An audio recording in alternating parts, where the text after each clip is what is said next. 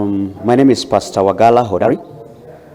It's to help in developing new policies as the National Counterterrorism Center is doing a review of their 2016 strategic plan, and I believe that I have a place to do some contribution in that.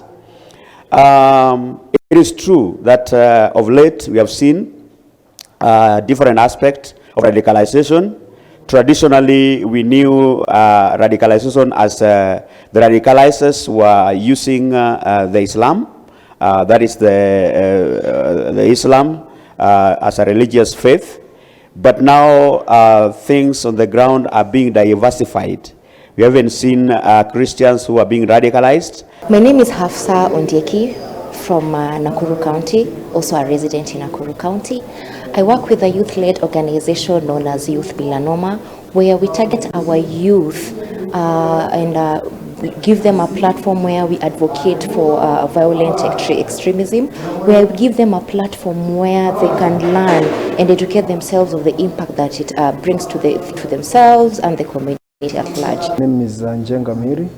I'm the head of prevention and resilience at the National Counterterrorism Center, and let me say that we are out in the regions in a bid to relook and review our national strategy to counter violent extremism, NSCVE,